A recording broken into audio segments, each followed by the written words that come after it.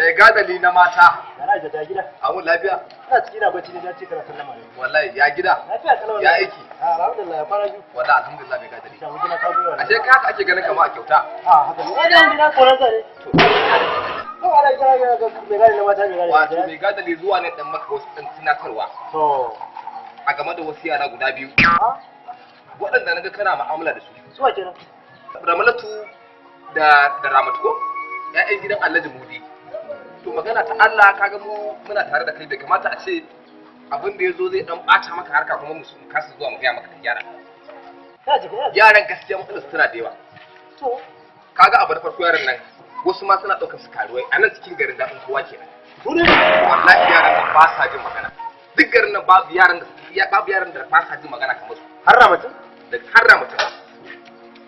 Allah da gadari na mata shi ne yasa na zo domin in gaya ma a gyara. Ka ce ni ma za ka maka lalle iska kenan. Ni ba da tunanin da nake nan kada su bata maka suna a gari.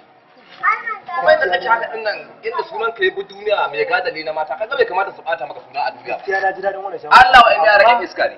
Wai suna amma fa ina mamaki haka fa. Kai da karan jiya ma in ga maka ta akai mun an gansa a gidan soro da samari wajen guda 7.